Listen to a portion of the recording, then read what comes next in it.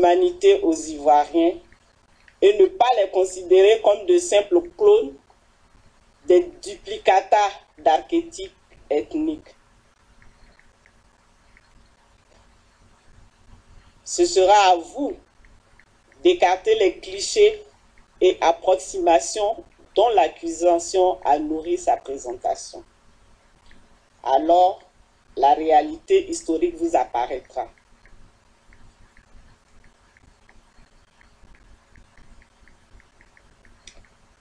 Monsieur le Président, s'étant rendu compte après la phase préliminaire de l'impossibilité où il se trouvait de prouver sans conteste la conception d'un soi-disant plan commun en 2010, le procureur a changé d'approche et nous offre désormais de nouvelles versions de sa thèse. Aujourd'hui, c'est la volonté du président Gbagbo de se maintenir au pouvoir à tout prix qui s'est manifestée très tôt, dès son élection en octobre 2000. Il tente donc de prouver qu'il aurait existé un plan commun en 2010 en repoussant la conception au début des années 2000. Pour lui, c'est la réalité du plan commun manifesté dès les débuts des années 2000 qui prouverait la volonté de ne pas respecter les résultats de l'élection de 2010. Ainsi,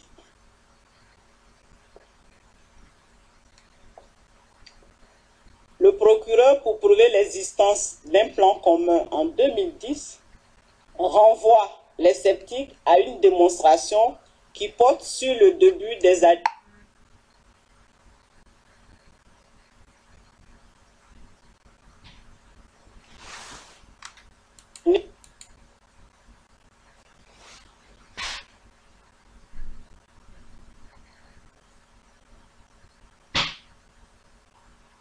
disait: en 3 jours, le pays a été transformé et est passé d'un exercice en démocratie, 80% des inscrits participent au scrutin, à une situation de division et de haine au cours de laquelle des centaines de civils ont été les victimes d'une violence généralisée.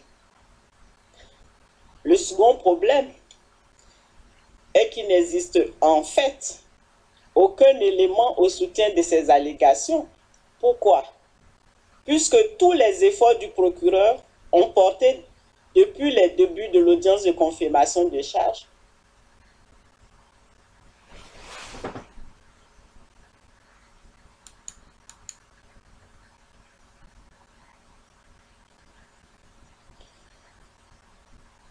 et à l'appui de sa nouvelle thèse, il se croit obligé de construire un portrait sans nuance et uniquement à charge du président Gbagbo, puisque dès son élection, il n'aurait eu qu'un but: confisquer le pouvoir. Il faut brosser alors le portrait d'un homme adversaire de la démocratie. Il faut peindre le président Gbagbo sous des couleurs très sombres. C'est à la seule condition de faire de Laurent Gbagbo un despote que le procureur peut construire une argumentation qui revient à dire que les prémices de la crise de 2010 étaient présentes dès l'élection du président Gbagbo en 2000 et que la période qui s'étend de 2000 à 2010 constitue en quelque sorte une introduction à la crise de 2010. Quelle serait alors une période de violence de basse intensité dont se seraient rendus responsables les soutiens du président Gbagbo. Pour le procureur, le président Gbagbo était illégitime dès ses débuts. Mais alors, qu'en est-il du respect de la volonté des Ivoiriens?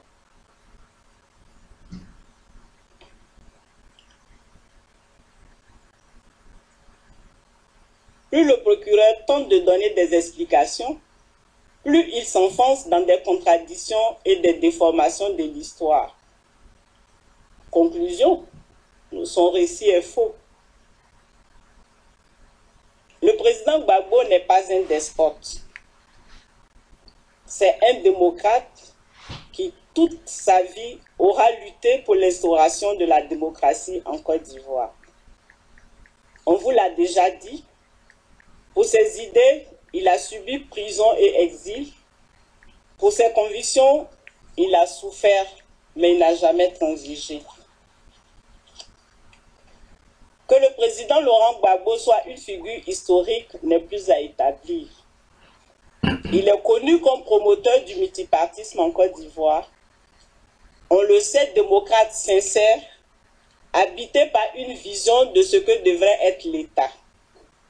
Un démocrate persuadé que l'avenir de la Côte d'Ivoire passe par une véritable démocratie pour le renforcement des institutions et l'établissement de la règle de droit. C'est cet homme qui a refusé toutes les propositions de récupération, tous les arrangements clandestins, même au prix de sa liberté, qui est dépeint par le procureur comme un despote en puissance, uniquement par le goût du pouvoir. Cet homme a toujours refusé l'ostracisme. Il s'est battu en 1995 pour que M. Alassane Ouattara puisse participer à l'élection présidentielle. En 2010, il a pris des mesures exceptionnelles pour permettre à certains candidats, dont M. Alassane Ouattara et M. Henri Konan Bédié, pour leur permettre de se présenter aux élections de 2010. Monsieur le Président, Madame, Monsieur le juge, comme Florentin Prunier, le héros de la ballade de Georges Duhamel, le président Laurent Gbagbo a résisté pendant de longues années à tous ceux qui voulaient le démembrement de la Côte d'Ivoire et qui voulaient s'accaparer de ses richesses. Pendant de longues années, il a tenté de manière toujours pacifique de parvenir à la réunification du pays pour donner à ce pays si fragile un avenir. Pour ce faire, il a ouvert le gouvernement, à l'exemple de nos cours communes, à tout ce que la Côte d'Ivoire comptait de sensibilité. Monsieur le Président, honorable juge, ne vous y trompez pas. La Côte d'Ivoire, c'est elle qui a été attaquée. Ce sont ces institutions qui ont été détruites par les forces françaises en avril 2011. Et hélas, je dirais 10 fois hélas, ce sont les populations ivoiriennes qui ont payé et continuent de payer le prix des manœuvres d'intérêts puissants.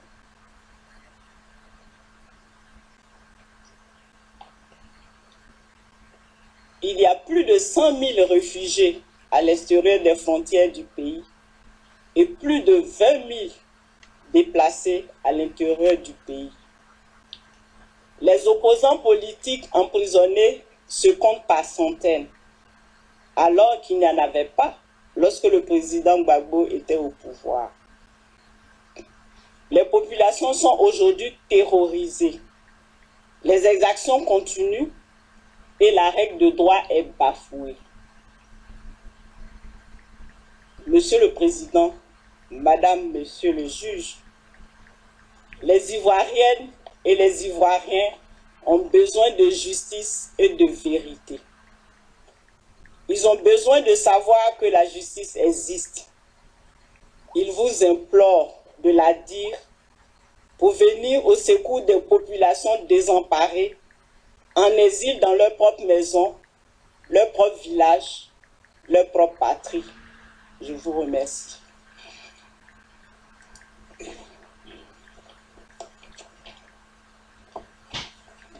Thank you. Le juge président. Merci beaucoup, Madame Barreau. Maître Aldit. Jennifer Naouri va reprendre la parole.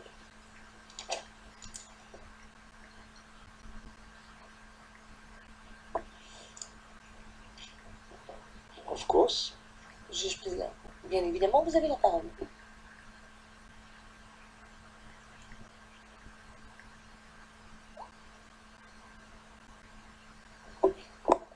Merci, Monsieur le Président.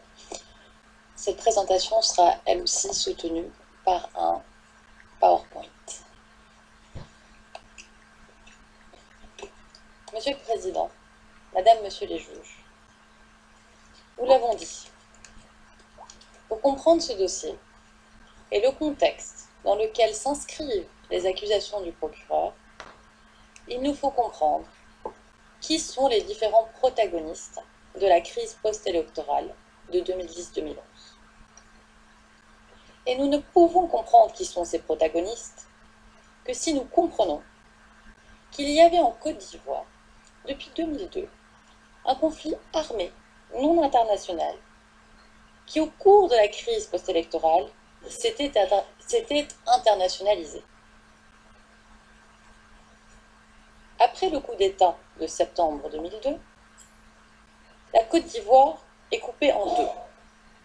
Le nord du pays est alors mis à feu et à sang par les rebelles, qui avaient tenté de mettre au pouvoir Alassane Ouattara par la force. Ces rebelles s'organisent pour former une armée de combattants. Cette armée de rebelles est soutenue par le Burkina Faso et la France. Et le soutien de ces deux pays se renforce à tel point qu'en 2010, le conflit faisant rage en Côte d'Ivoire s'internationalise. Nous allons donc vous montrer que conformément aux critères établis par les textes et la jurisprudence, il y avait en Côte d'Ivoire un conflit armé non international depuis septembre 2002. Ce conflit s'est ensuite internationalisé. En Côte d'Ivoire, les groupes rebelles se sont progressivement constitués en une armée de combattants bien armés, bien équipés et organisés de façon militaire qui va mener, pour contrôler le territoire, des violentes attaques contre les populations et lancera une offensive en 2011 contre le sud du pays. Ce sera mon premier point. En 2002, une fois la partie nord du pays entre les mains de chefs de guerre, il s'y constitue des groupes de rebelles pro-Ouattara, dont le plus important est le mouvement patriotique de Côte d'Ivoire, le MPCI, dirigé par Guillaume Soro à partir du 14 octobre 2002. L'objectif affiché du MPCI était politique. Mais la réalité est que ses membres se comportaient en pillards et s'en prenaient à la population civile. Par exemple, nous l'avons entendu, au début du mois de novembre 2002, les rebelles venant de Bouaké poursuivent leur avancée sanglante vers le sud, pillant les maisons et brûlant les champs de cacao à Sémian, à l'ouest du pays, et où ils exécutent sommairement 35 civils. Le 28 novembre 2002, à Danané, une ville proche du Libéria et de la Guinée, à l'ouest du pays, des tirs ont été échangés pendant plusieurs heures jusqu'à ce que les rebelles prennent la ville. Plusieurs gendarmes ont été tués. Entre le 16 et le 25 décembre 2002, 17 personnes sont exécutées à Diaouin, un village martyr de l'ouest du pays, par des membres du MPCI. Village qui connaîtra par la suite d'autres exactions. Le MPCI agissait pour le compte d'Alassane Ouattara. L'un de ses chefs, Zakaria Koné, ne s'en cachait pas. Lors d'un meeting en 2003, à Séguéla, dans le nord du pays,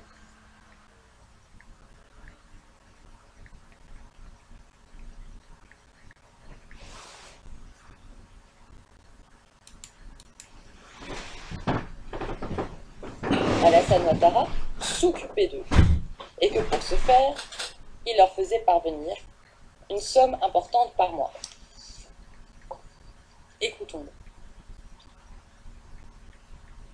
Pardon, on ne peut pas l'écouter, donc j'ai rapporté ses propos, qu'ils sont très clairs, je pense. Abdoulaye Traoré, un autre seigneur de guerre qui contrôlait Mans et ses environs, à l'ouest du pays, dira quant à lui, et je le cite, « Chaque fin de mois, Alassane Ouattara déboursait la somme de 25 millions CFA pour notre nourriture. Il nous a armés. Ce sont les armes qui ont fait qu'il est devenu un candidat exceptionnel. » En plus du MPCI, il existait deux grands groupes rebelles contrôlant à eux trois une grande partie du nord du pays.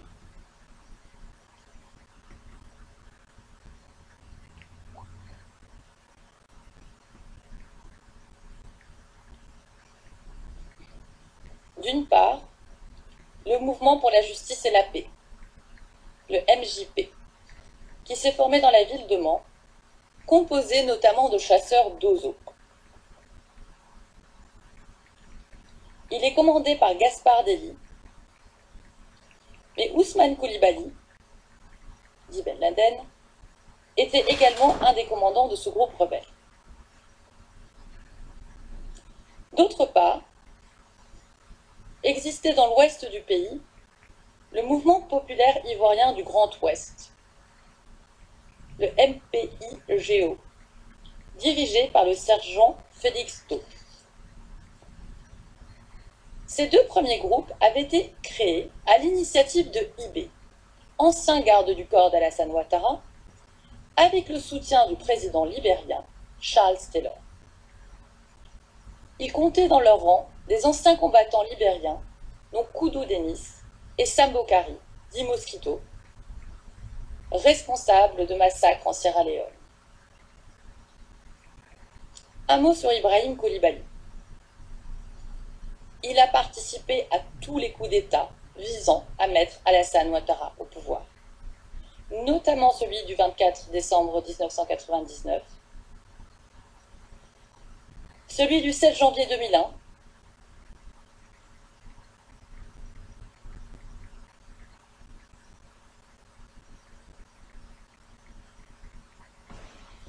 coup de force plus connu sous le nom de coup de la Mercedes noire, en référence à la voiture d'Ibé, et celui du 19 septembre 2002. Ibé sera condamné par contumace le 4 juin 2008 par la justice française pour mercenariat. International Crisis Group avait recommandé le 22 avril 2008 au Conseil de sécurité des Nations Unies de prendre des sanctions contre lui parce qu'il avait tenté de déstabiliser le processus de paix en Côte d'Ivoire. Lors de la crise électorale, Ibé dirigera le commando invisible, composé de combattants pro-Ouattara, infiltrés à Abidjan, dès avant les élections, combattants qui seront responsables de nombreux crimes et exactions. En 2002, les trois groupes rebelles, dont je vous parlais, s'emparent du nord du pays, comme nous pouvons le voir sur la carte qui s'affiche. Les groupes rebelles y massacrent sans merci les représentants des autorités légitimes et s'en prennent à la population civile, qu'ils terrorisent, pratiquant le pillage, le meurtre et le viol. Le 6 octobre 2002 à Bouaké, nous l'avons dit, des gendarmes et toute leur famille étaient arrêtés par le MPCI. Ils étaient conduits à la prison du camp militaire du 3e bataillon d'infanterie, où ils étaient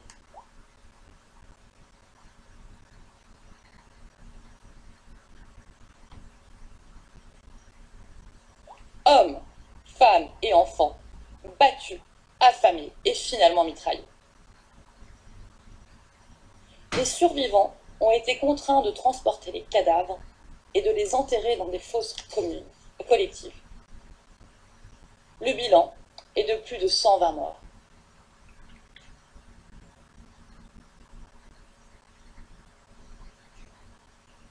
Toujours à Bouaké, le 8 octobre 2002, des membres du MPCI tirent sur une manifestation pacifique. Human Rights Watch dénonçait en 2003 les nombreuses prises d'otages et tortures commises par les rebelles dans l'ouest du pays au début du mois de décembre 2002.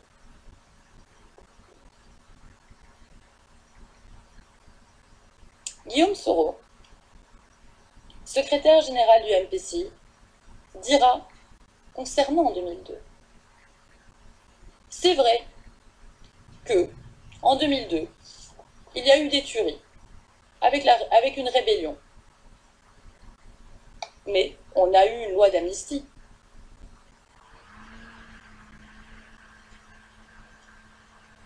Dans son livre « Pourquoi je suis devenu un rebelle », il explique le plan d'attaque mis en œuvre par les rebelles lors du coup d'État de 2002, qui consistait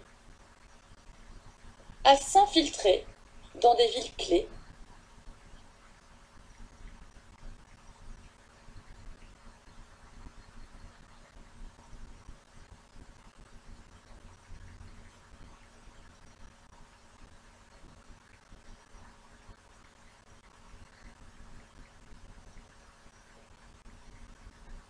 tels que Korogo au nord, Bouaké au centre et Abidjan au sud, avant de lancer des attaques. C'est un élément fondamental, puisque c'est exactement le même modus operandi qui sera mis en œuvre en 2010. Au fur et à mesure que les années passent, les rebelles confortent leur emprise sur le nord et multiplient les exactions. Entre le 20 décembre 2002 et le 26 février 2003, autour de Douékoué et Bangolo, 368 civils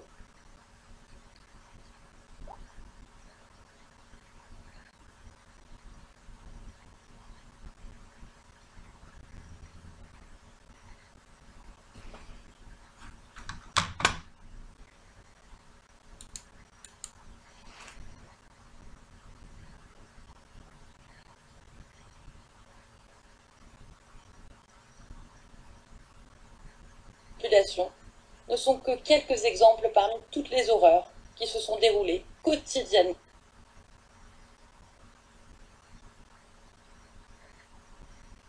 dans le nord de la Côte d'Ivoire pendant des années. Pendant toute cette période, la structure militaire rassemblant les différents groupes s'est renforcée jusqu'à permettre la constitution en 2003 d'une structure armée unifiée. Les forces armées des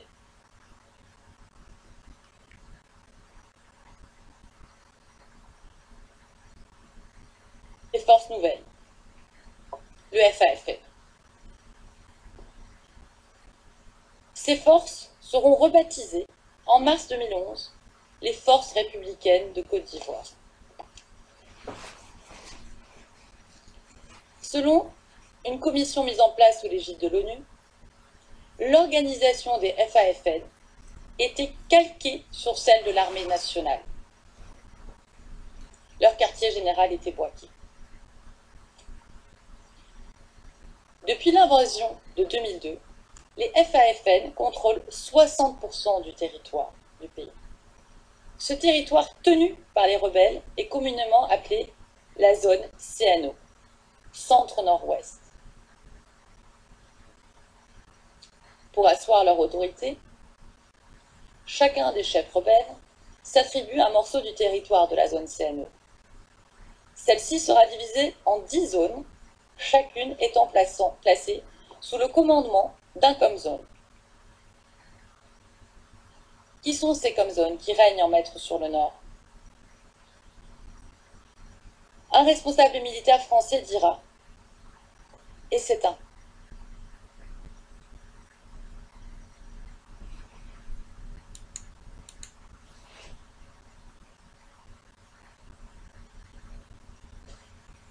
Mes soldats ont ramassé des familles entières, dont des enfants, femmes enceintes, vieillards, massacrés à la machette.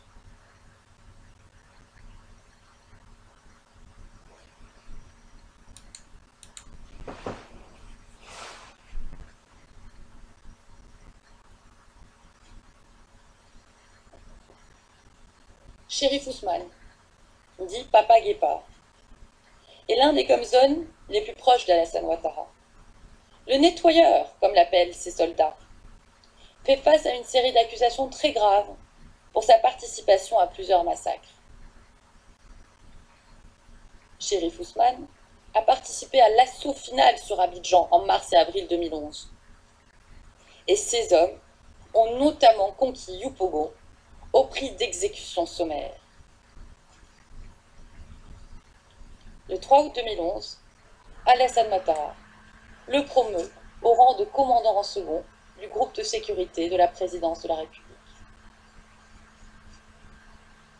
Ouattao, que nous avons vu haranguer les soldats à l'hôtel du Golfe le 15 décembre 2010, avant la marche insurrectionnelle vers la RTI.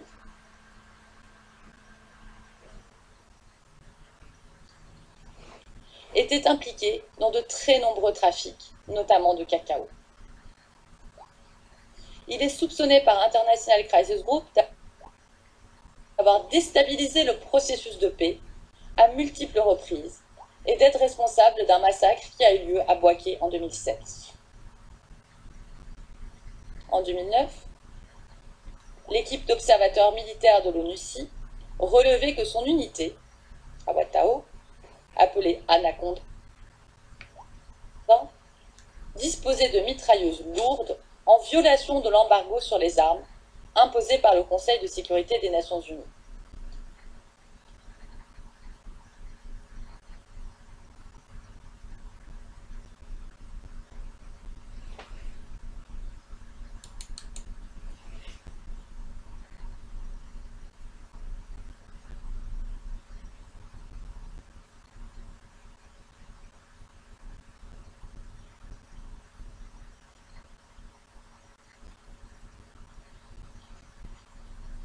Koné Zakaria est connu pour être au cœur de nombreux trafics, notamment de diamants, dans le nord du pays.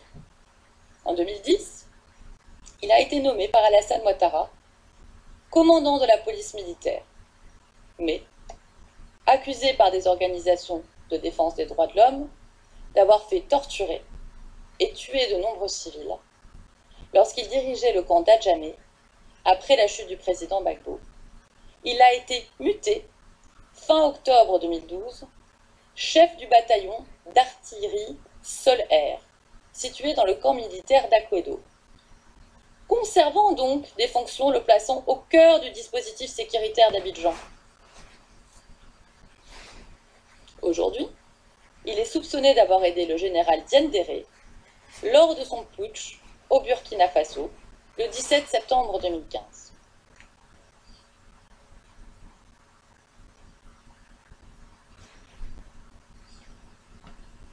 Ousmane Coulibaly, nous en avons parlé, dit Ben Laden, dont les liens étroits avec Charles Taylor et les mercenaires libériens avaient été relevés par Human Rights Watch. Il était le commandant de l'ancien camp de la PAE à Youpogon jusqu'à la fin du mois de septembre 2012. Il y a torturé et fait procéder à des arrestations arbitraires généralisées.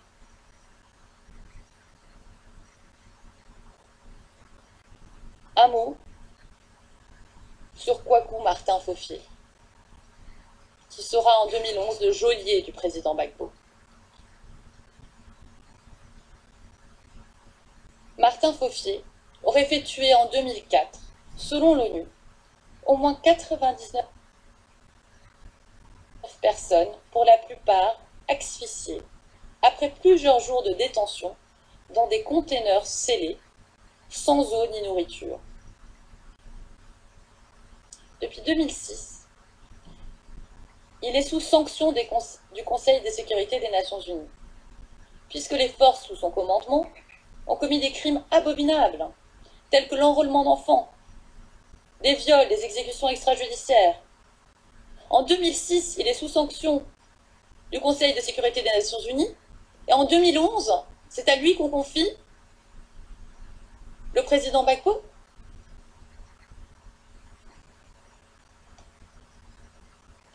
Ce sont ces hommes qui contrôlent le Nord et mènent pendant 10 ans des opérations d'envergure pour tenter de se saisir du pouvoir. Ce sont ces hommes qui ont porté Alassane Ouattara au pouvoir, et ce sont ces hommes qui sont aujourd'hui au pouvoir à Abidjan.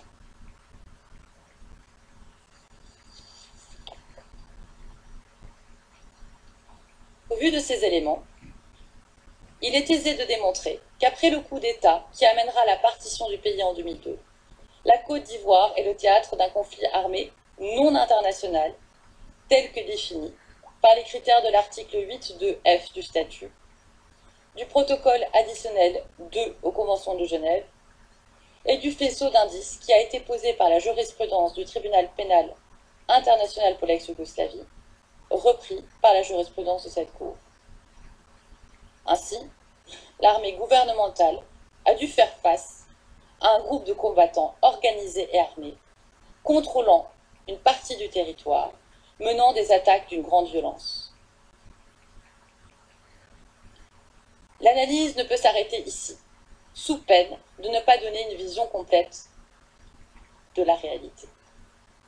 En effet, comment les forces nouvelles étaient-elles si bien armées et entraînées, malgré l'embargo sur les armes édicté par les Nations Unies?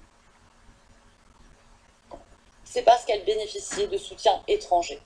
Et c'est mon deuxième point. Les forces nouvelles bénéficiaient d'abord du soutien du Burkina Faso. Tous les coups d'État qu'a connus la Côte d'Ivoire avaient un seul but: placer Alassane Ouattara au pouvoir.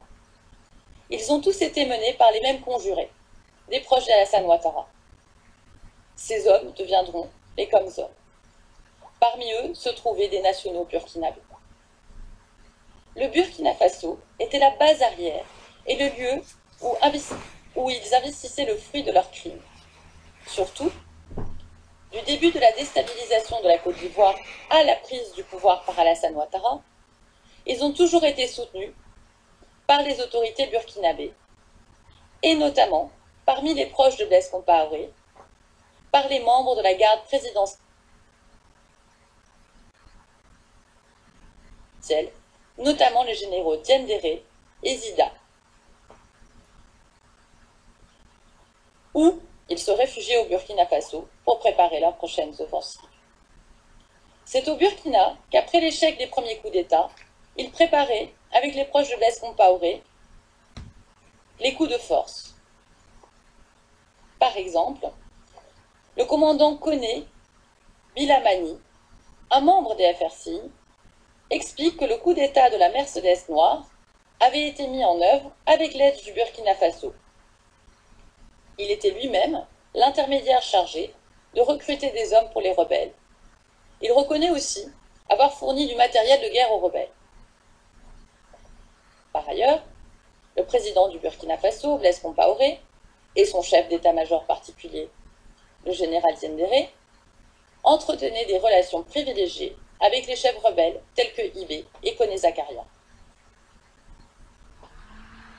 Ce soutien du général Diendéré aux forces nouvelles ivoiriennes a été notamment confirmé dans plusieurs rapports du groupe d'experts des Nations Unies sur la Côte d'Ivoire, au terme desquels il est accusé d'avoir contourné au profit des rebelles ivoiriens l'embargo sur les armes en place depuis 2004. Un mot sur le général Diendéré. Il entretient des liens étroits avec les autorités françaises. Les troupes d'élite françaises s'entraînaient avec celles du régiment de sécurité présidentielle à Ouagadougou.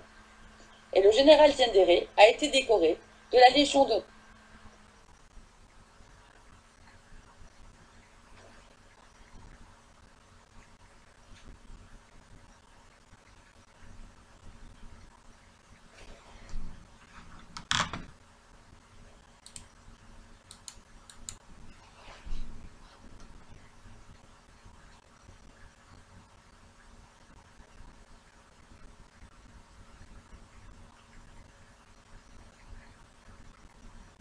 forces nouvelles, leur participation au recrutement de soldats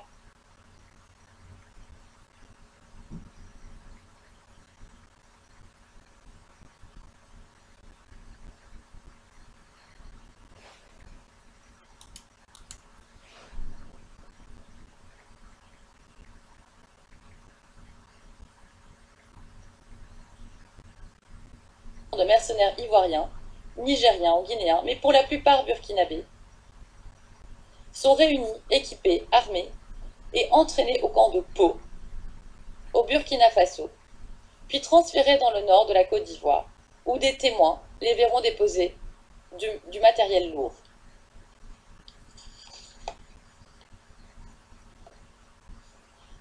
Dans son rapport final, publié le 27 avril 2011, le groupe d'experts des Nations Unies, et je cite, rappelle que le territoire burkinabé a été à maintes reprises impliqué en tant que point d'origine ou de transit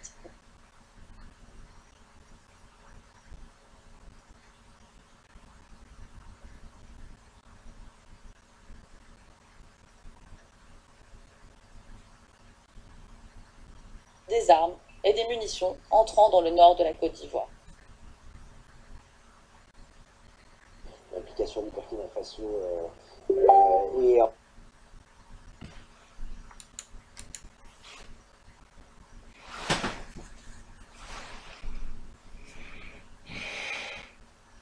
Position licorne. En 2010, de nouveaux contingents français sont acheminés en Côte d'Ivoire. Ils prendront une part prépondérante dans les combats de mars et avril 2011. Ce sont les forces spéciales françaises qui organiseront les mercenaires entraînés au camp de Pau en troupes de combattants et leur donneront leur plan de marche pour envahir la partie sud du pays en mars 2011.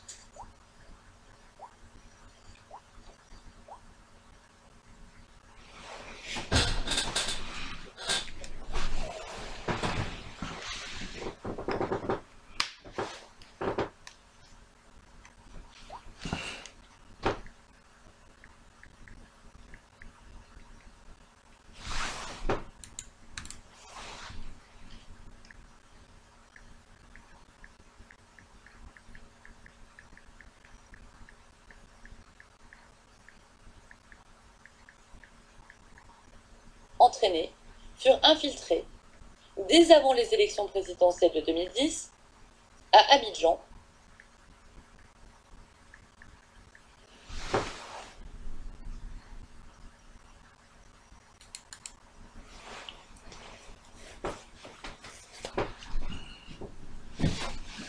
insurrectionnels, destinés à prendre d'assaut la radio-télévision France ivoirienne et la résidence présidentielle. C'est pour obéir à une stratégie arrêtée de concert avec les responsables militaires et politiques français que les premières attaques contre les forces de maintien de l'ordre et l'armée eurent lieu au mois de décembre 2010 et janvier 2011. Ce sont les forces françaises, et elles seules,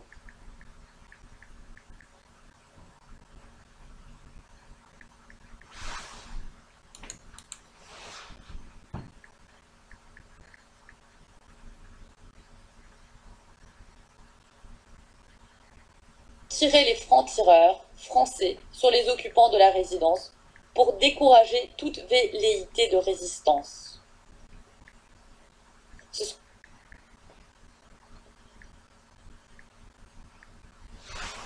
sont des commandos.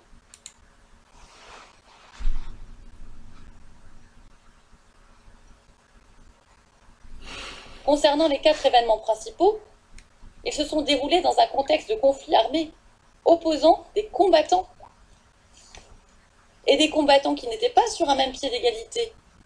D'un côté, il y avait les forces nouvelles, lourdement armées et soutenues par des puissances étrangères. Et de l'autre,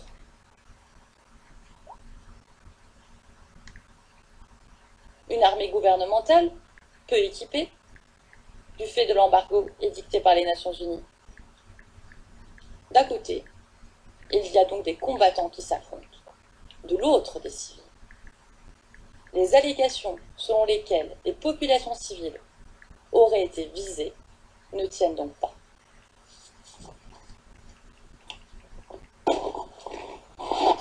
Merci beaucoup, Maître Naouri.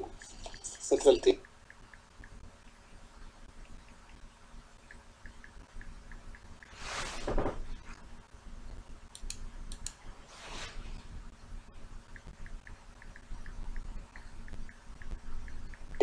Le juge président, pourriez-vous nous dire à peu près combien de temps cela vous demandera cet après-midi? La défense, à peu près 1 heure de présentation, peut-être un petit peu moins, mais disons 1 heure. Ok, thank you very much. Le juge président, bien, merci beaucoup. Donc, nous allons faire une pause et nous reprendrons à 14h30.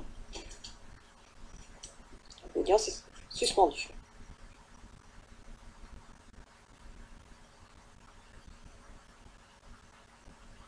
I said everybody's talking about crime, crime.